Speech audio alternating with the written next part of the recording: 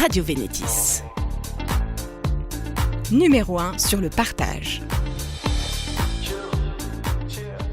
Bonjour et bienvenue sur Radio Vénétis. Radio Vénétis, c'est un événement radiophonique insolite qui rassemble des acteurs du territoire autour des thématiques du futur du travail. C'est la rencontre de dirigeants, de managers et de RH qui ont à cœur de partager leurs expériences et leurs bonnes pratiques en matière de ressources humaines, de recrutement et de management. Si vous ne souhaitez manquer aucun des nouveaux épisodes, abonnez-vous et surtout, bonne écoute. Radio Vénétis, un monde de partage. Et pour tous les âges. Et nous sommes toujours aguerrantes pour cette émission enregistrée dans les conditions du direct et en public.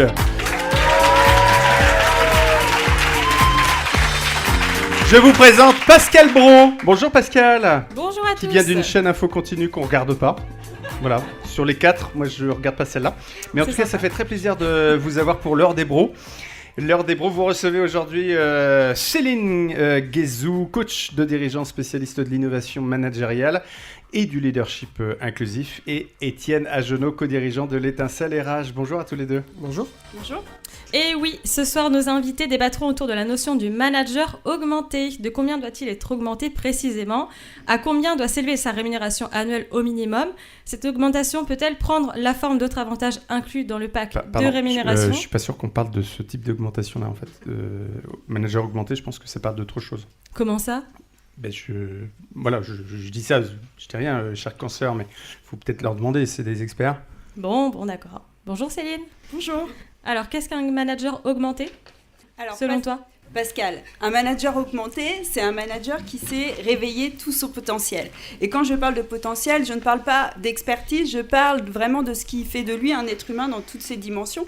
C'est un manager qui a bien compris ce qui le différencie de la machine et il à même de révéler toutes ses qualités en fait.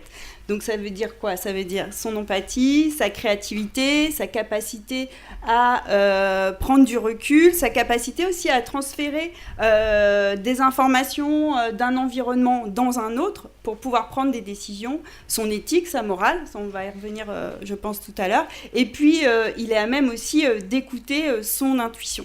Un exemple, par exemple, quand j'étais commerciale dans une ancienne vie, j'étais toujours en décalage avec mon patron sur la perception qu'on avait du marché, parce que lui se basait sur les documents comptables. Donc les documents comptables, on sait que c'est une photo qui a plusieurs mois. Ce qui compte, c'est les chiffres. Et sur les tableaux de bord, voilà. Et moi, je me basais... ce qui compte, c'est les chiffres, mais pas que. Il y a aussi l'intuition. C'est-à-dire ce qu'on va capter des signaux faibles de l'environnement du marché quand on va faire des pauses. Justement, voilà. Comment tu fais pour développer ton intuition, Céline ? Comment je fais ? J'apprends à faire des pauses. Comme l'a dit Mathias tout à l'heure, lui, il a pris une longue pause de... moi, je prends des pauses de demi-journée. Des pauses, on va y revenir dans une seconde. Vous savez ce que c'est que vous connaissez la définition de l'intuition, hein ? L'intuition, c'est une connaissance qui ne passe pas par les neurones du cerveau, mais qui passe par les neurones du corps. Exactement. Et donc, j'apprends aussi à faire des pauses et à écouter mon corps quand je prends des décisions. Si je prends une décision qui n'est pas alignée en fait avec si je me base uniquement sur les chiffres et que je prends une décision qui n'est pas alignée avec ce que me dit mon intuition, moi j'ai un gros mal de bide par exemple. Ouais. Donc on le sent ici, je me dis là, t'as pas pris en compte toutes les informations dont tu avais besoin. Des pauses de rien, dit un copain à moi qui est assez spécialiste de l'intuition. Bonjour Étienne. Bonjour. Et pour vous, c'est quoi alors ? Si je reviens sur le manager augmenté, pour moi, le manager augmenté, c'est celui qui va justement utiliser l'intelligence artificielle comme un outil pour amplifier ses capacités, sans jamais perdre de vue l'humain. Donc c'est ce qui va lui permettre, en tout cas, de s'appuyer sur l'IA pour obtenir des analyses de données précises, prendre des décisions plus éclairées, tout en gardant et en tenant en compte la réalité du terrain, la dimension humaine dans son management. C'est le directeur commercial, par exemple, qui va utiliser l'IA pour analyser des performances de vente, des prévisions de vente, mais tout en restant connecté à la réalité du terrain, aux équipes magasins, qui vont détecter, cerner des choses que l'IA n'aura peut-être pas vues. Ok, très bien, mais du coup, je me pose une question. En quoi l'IA va transformer le rôle des managers demain ? Moi, je trouve que c'est une vraie opportunité, en fait, parce que ça change la vision et la perception, en fait, des missions du manager dans l'organisation. C'est-à-dire que jusque-là, les managers étaient promus par leur savoir et leur expertise. Et là, si l'expertise et le savoir est au cœur de la machine, qu'est-ce qui reste au manager ? Et donc, le manager va pouvoir prendre vraiment la place qui lui incombe de chef d'orchestre, en fait. Donne-nous un exemple. Peut-être, qu'est-ce qu'il peut déléguer à l'IA, le manager ? Par exemple, le manager, il va pouvoir gagner du temps dans la structuration de l'information. Il va pouvoir gagner du temps pour aller faire des recherches sur des sujets spécifiques. Et tout ce temps-là, il va pouvoir le conserver pour être plus en proximité avec son équipe. Et il va pouvoir aussi un peu mieux accompagner son équipe à développer aussi ses compétences clés de prise de recul et autres. Mais encore faut-il... avoir envie d'animer, d'impulser, de laisser de côté ce besoin parfois qu'ont les managers de contrôler. Et j'ai envie de te demander que deviennent les tempéraments contrôlants, les tempéraments anxieux, qui laissent justement peu de place à l'intelligence collective. Moi, je pense déjà que cette évolution en fait, de la place du manager dans l'organisation, qui pour moi n'est pas vraiment une évolution, en fait, c'est la place qu'il doit avoir, mais là qui est forcée par l'arrivée de l'intelligence artificielle, doit être accompagnée de manière individuelle, sous forme de coaching ou autre. Mais ce que je pense aussi, et là c'est une position qui est assez radicale, c'est-à-dire qu'on ne peut pas prétendre à vouloir un poste si on n'a pas envie en fait d'activer les compétences clés. Donc aujourd'hui, un manager qui est contrôlant et qui n'a pas envie d'être le chef d'orchestre et d'accompagner son équipe dans sa évolution et dans sa recherche d'épanouissement personnel et le faire équipe, n'a pas sa place de manager. Étienne, quelque chose à ajouter ? Peut-être un exemple ? Oui, pour illustrer un peu tout ça ? Oui, je partage. En tout cas, je pense que l'IA va transformer en effet profondément le rôle du manager en lui permettant de se repositionner sur des aspects à plus forte valeur ajoutée. On prend en exemple, j'ai un exemple d'un manager avec qui on discutait hier, qui utilise l'IA pour automatiser certaines tâches répétitives, la gestion des plannings, l'anticipation en tout cas de l'organisation de la production, par exemple. Et tout ce temps gagné lui permet de se focaliser sur ses vraies missions, ses missions de management, de développement de ses équipes. Sur de la haute valeur ajoutée, tu dis ? Oui. Ouais, c'est quoi la haute valeur ajoutée ? C'est justement le rôle du management. Si ce qu'on aime dans le management, c'est le contrôle, comme tu l'évoquais, ou la dimension technique, dans ce cas-là, il faut revenir à un poste technique. Le rôle du manager, c'est aussi de sortir de ces dimensions-là pour être beaucoup plus dans l'animation et le développement de ses équipes et le développement de l'organisation. Et justement, l'IA va lui permettre de se focaliser sur... l'IA, pour moi, vient amplifier les compétences comportementales humaines qui sont essentielles au rôle du manager. Et l'IA ne peut pas s'occuper de gérer le conflit de Gérard et Francis ? Alors peut-être que demain, on aura un chatbot qui va permettre de le faire. Mais en tout cas, je pense qu'il va lui manquer quelques éléments d'empathie qu'on évoquait tout à l'heure. Donc ça suppose aussi de se re-questionner sur son intention personnelle. C'est ce qu'on disait tout à l'heure avec Louise, la question des tempéraments avec les associés de Louise. Qu'est-ce que j'ai envie de rencontrer comme nouvelle fonction de manager ? Qu'est-ce que j'ai envie d'être ? Qu'est-ce que j'ai envie de vivre ? C'est la question du sens en fait du management dans l'organisation, et donc c'est lié aussi à l'image qu'on a envie cette fonction prenne en fait comme une fonction à part entière et pas une extension d'une expertise qui est déjà présente au sein des équipes en fait. Et qu'est-ce qu'ils utilisent les managers comme IA aujourd'hui ? Ils utilisent ChatGPT, Gemini, et puis ils utilisent aussi des IA spécialisées en fonction des métiers. Et GradGPT, pardon de te couper mes priorités au direct parce que je vois GradGPT qui trépigne d'impatience. J'ai peur, je suis effrayé, angoissé, tourmenté. La panique me gagne. Oula, erreur, prompte. J'ai fait la brebis, désolé. La concurrence est rude. Je crains d'être remplacé par une autre intelligence artificielle. Comment gagner en adaptabilité, agilité, flexibilité, flexisécurité ? Merci, emoji bisous. Alors, il peut avoir peur en effet, parce que l'IA est partout. Dans plein d'outils, il n'y a pas que ChatGPT ou GradGPT qui existent aujourd'hui. On voit en tout cas des plateformes d'analyse de données qui peuvent se développer, des assistants virtuels pour la gestion du temps, des outils de traitement du langage pour comprendre les tendances du marché. C'est efficace, ça ? Alors, oui et non, je veux dire, ça dépend. Tu l'as observé, tu l'as expérimenté ? Oui, on voit des outils. Alors après, ça pose la question de la donnée. Quelle est la donnée qui est traitée dans l'IA et qui me permet d'exploiter ? Parce qu'on le verra, en tout cas, il y a des enjeux en tout cas de fiabilité de la donnée qui vont être importants. Mais oui, il y a des outils qui fonctionnent bien et qui permettent, mais toujours en complément. C'est-à-dire que l'IA ne vient pas remplacer le manager, elle vient bien le compléter dans son rôle pour lui permettre, en tout cas, d'avoir une analyse parfois plus fine, tout en gardant ces compétences essentielles humaines, et je le redis, je me répète là-dessus, mais qui sont juste essentielles. Pour moi, l'IA, elle vient amplifier, en tout cas, ces dimensions humaines, qui sont finalement le cœur du rôle du manager. On utilise une sorte d'IA depuis je sais pas combien, 25 ans maintenant, le GPS, et on sait très très bien qu'il ne faut pas tout fier au GPS, et pourtant ça ne nous empêche pas de nous tromper de route et puis finir sur des petits chemins de terre. Donc comment trouver le juste compromis, la juste distance, et se rappeler régulièrement de l'importance du fait que c'est bien le manager et son équipe qui doivent décider. Je pense que le GPS, si je reprends ton exemple, le GPS, je pense qu'on est tous contents de gagner du temps dans la façon de programmer notre chemin. Ouais, mais on le suit bêtement parfois. Oui, parfois, sauf qu'apraprès, c'est l'intelligence de chacun. Il y a ceux qui vont le suivre bêtement, il y a ceux qui vont parfois le suivre, parfois savoir s'adapter. On parle d'adaptation. Donc ça reste un outil, à nous de nous adapter et de savoir dans quel moment on doit l'utiliser ou pas l'utiliser, et jusqu'où on veut l'utiliser. Ça a l'air bien gentil tout ça, vous êtes d'accord, mais qu'est-ce que l'IA apporte on de avait dit, vraiment positif? Vraiment débat positif qui met tout le monde d'accord. pour les managers. L'IA aide à structurer, à aller plus loin en fait en fonction des sujets que l'on veut explorer. On peut arriver très rapidement à avoir un haut niveau d'expertise sur des sujets pointus. Et je discutais l'autre jour avec un dirigeant qui a décidé de réfléchir sur sa stratégie en travaillant avec ChatGPT. Et en fait, ChatGPT lui a permis en fait d'identifier des parties prenantes qu'il n'avait pas forcément identifiées, puis d'identifier aussi des liens à faire avec d'autres secteurs d'activité que le sien. Donc voilà, en un temps très rapide, on peut avoir une vision assez générale du sujet. Et donc j'ai posé la question sur le management. Je lui ai demandé, parce qu'il y a un petit inconnu pour nous en ce moment en France, donc je lui ai dit c'est quoi le management à la manière de Léonard de Vinci, c'est quoi le management à la manière de Mère Teresa, et c'est quoi le management à la manière de Michel Barnier. Michel Barnier. Je me suis demandé... Qui nous écoute d'ailleurs. Ah d'accord.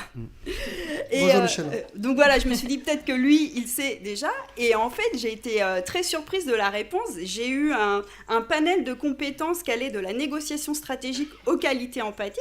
Et en fait, j'ai eu finalement une réponse qui était très complète.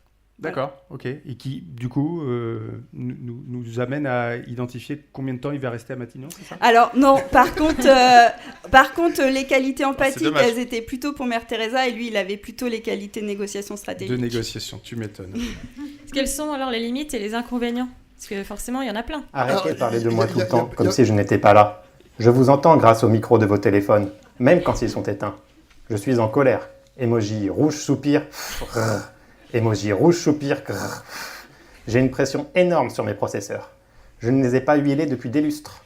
Je fais tout pour être le meilleur, et ça ne suffit jamais aux humains ingrats que vous êtes. Bouh, bouh, bouh. Je suis triste, misérable, déprimé, malheureux. Cordialement, je reste courtois, poli, avenant quand même. Bien à vous. Bon, j'espère qu'il va vite se remettre en tout cas. Mais non, il est devenu très émotif depuis l'année dernière. Ouais, il développe, en tout cas, il essaie de développer ses compétences empathiques lui aussi. Mais non, il y a plein de limites, il y a plein de risques. On pourrait parler des risques environnementaux, parce que forcément, l'IA a une consommation importante avec des risques aussi pour la planète, qu'il ne faut pas qu'on oublie. Il y a des risques de nivellement des compétences par le bas. Par la data, tu veux dire ? Les risques importants pour la planète ? Par les serveurs qui utilisent et qui permettent derrière de traiter... La data qui consomme, en fait. Beaucoup d'énergie. On rappelle au passage que c'est pas mal aussi d'éviter parfois d'avoir des comportements excessifs, mettre 50 personnes en copie d'un mail et puis répondre aux 50 fois. Un mail en copie, c'est un sac plastique en équivalent carbone. Alors je sais, oui, je te voilà, donc voilà, en tout cas, c'est pas qu'une affaire, d'IA, c'est vraiment trouver le juste compromis pour utiliser le numérique à bon escient. Tout à fait. Donc ces risques environnementaux, des risques de nivellement des compétences par le bas, parce qu'on a le sentiment qu'on n'a plus besoin d'avoir le savoir, l'IA va nous apporter les réponses en automatique. Il y a des enjeux de sécurisation de données, de déshumanisation. Voilà, en fait, c'est pas fiable. Comment ? C'est pas fiable. Alors, il y a un risque justement autour de l'analyse, autour des biais qui peuvent exister, qui reposent beaucoup sur la donnée qu'on va traiter. L'IA, il ne faut pas qu'on oublie, l'IA n'est pas intelligente, l'IA crée de la donnée sur des probabilités. Le ciel est, il est plus probable que le ciel soit bleu qu'il soit rose. Et donc l'IA va comme ça créer ses phrases, ses formulations sur ces données. Donc il y a en effet un enjeu par rapport à ça. Et puis il y a un enjeu aussi où on peut, si on veut tout automatiser, mettre de l'IA partout, forcément la question est l'intérêt de l'IA, à quoi il sert, qu'est-ce qu'il vient apporter. Toujours dans une logique de complément. L'IA n'est pas là pour remplacer, en tout cas, le management, et pas là pour remplacer la décision aussi. La décision finale, quand on utilise l'IA dans l'analyse de données, la décision finale repose toujours sur une dimension humaine, qui va permettre de s'interroger sur est-ce que mes données sont fiables, qu'est-ce que j'ai fourni à la machine pour qu'elle puisse m'apporter ce résultat en tout cas. Donc oui, il y a des enjeux, des limites, il y a des risques de fiabilité, et c'est pour ça que l'enjeu de la data qu'on évoque beaucoup est de savoir quelle est la data qu'on met dans l'IA est juste la première étape fondamentale avant d'utiliser l'intelligence artificielle. Céline, les limites, les inconvénients ? Nous pouvons aussi lui reprocher son manque de créativité. C'est vrai que, vu qu'il se base sur la donnée qui existe, dès qu'on est sur des sujets de prospective, des sujets nouveaux ou en émergence, où on cherche à faire des liens qui sont aujourd'hui pas connus, là, on atteint largement ses limites, en fait. Et j'ai une anecdote cette semaine avec une cliente. Je l'accompagne sur la définition de sa stratégie et je lui ai dit, écoute, on va mettre ton SWOT... on va le confier à ChatGPT. Puis ton SWOT. Ton SWOT. C'est un outil de marketing. Ça va ? Vous voulez que... Tout le monde l'a ?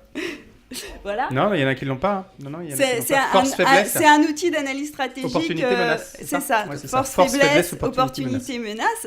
Et donc, je le confie à ChatGPT. Je lui dis, on va voir quelle stratégie ChatGPT va te proposer.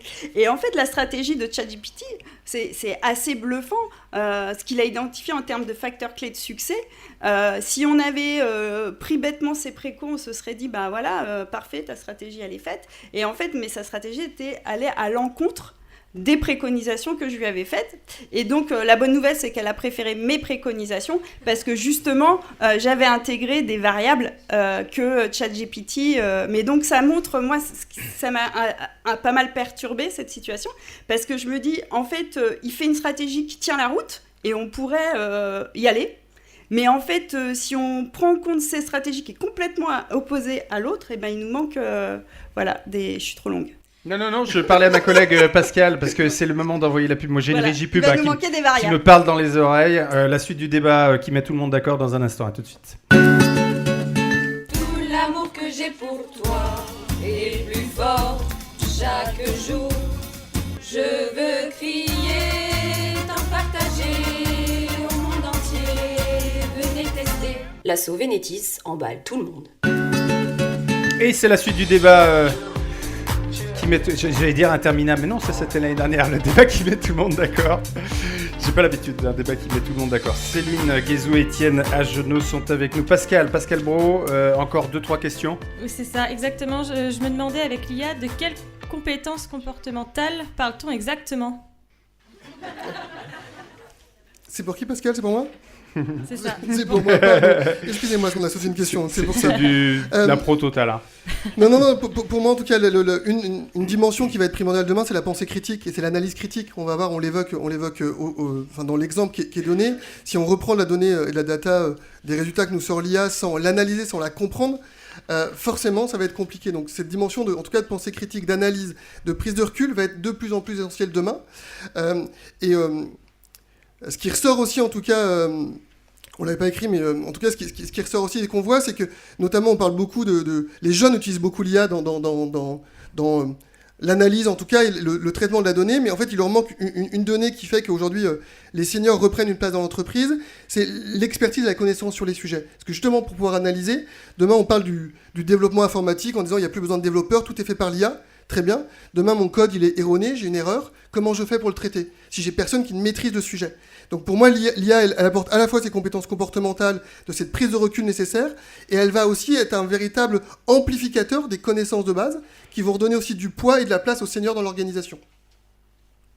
Je suis sorti un peu du cadre de ce qui était écrit. Ah, c'est bien. C'est au contraire. Non, de toute façon, on va vous poser des questions qui n'étaient pas prévues. Hein. Rassurez-vous. Et Céline, comment alors l'entreprise peut-elle faciliter la transformation de ses managers vers un E augmenté ? Ah, c'est dommage, je trouvais que la question d'avant était... Ah, vas-y.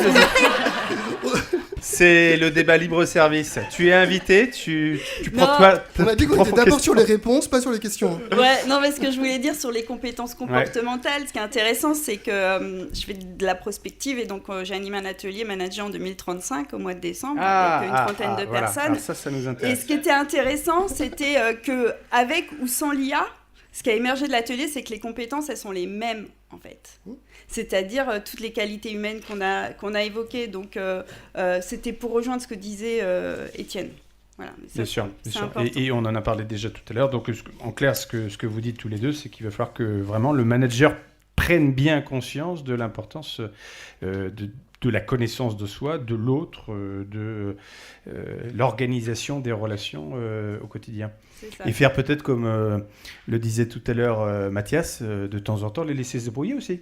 C'est ça. Mais encore faut-il se l'autoriser soi-même. Pascal.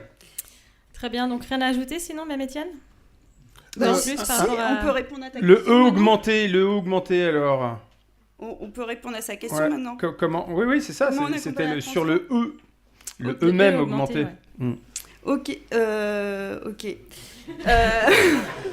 Donc il y a plusieurs dimensions à travailler. Il y a la connaissance de soi, mais il y a aussi l'image du manager dans l'organisation. Mais ça, on en a déjà parlé. Si la position du manager dans l'organisation évolue, ça doit être accompagné. Et il y a une vraie conduite de changement à mener.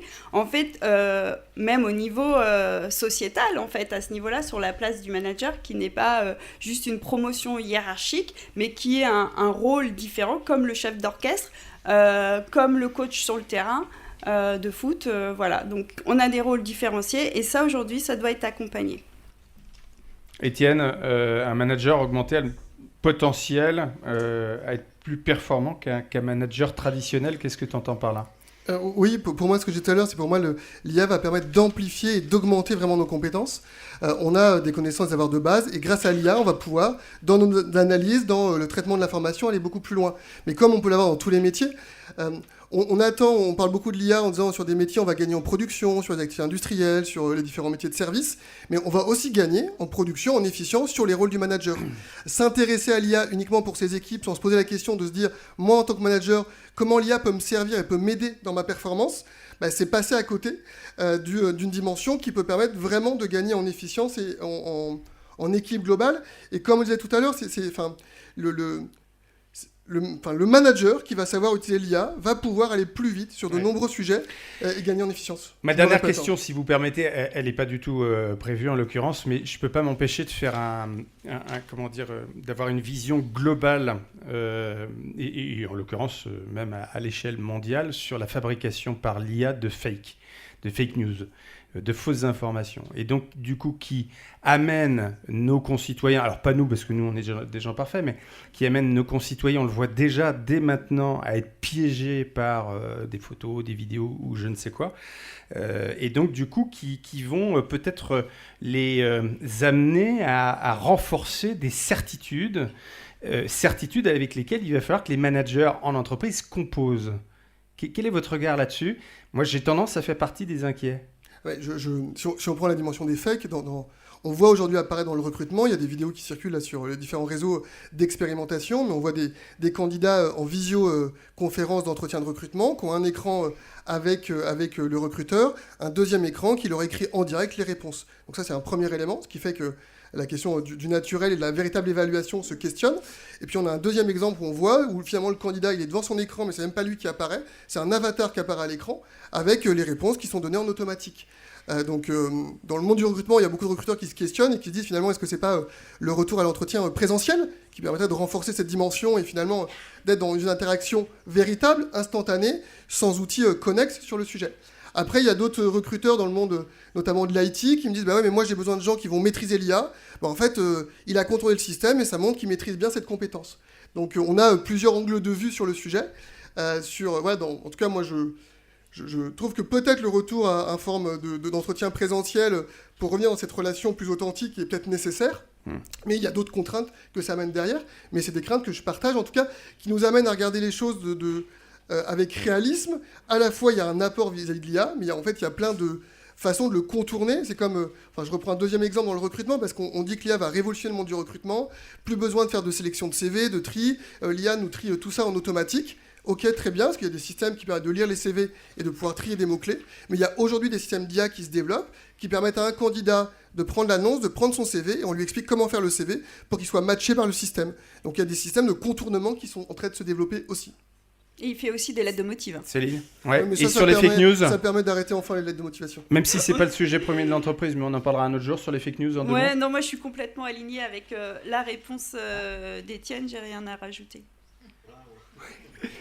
Merci à vous, merci. C'était le débat qui met tout le monde à peu près d'accord. Hein, on est d'accord. Patron, c'est la cata. Nous sommes en manque de compétences. Il nous manque 5 personnes au bureau. C'est l'hécatombe. Et chez Vénétis, ils ont recruté pas moins de 10 salariés sur les 2 derniers mois. Qu'est-ce qu'on fait, patron? On va les voir? Chez Vénétis. Tu en as d'autres des idées comme ça? C'est la meilleure, celle-là. Hein. Ah, on est mal. Vénétis, le vrai prix des bonnes compétences.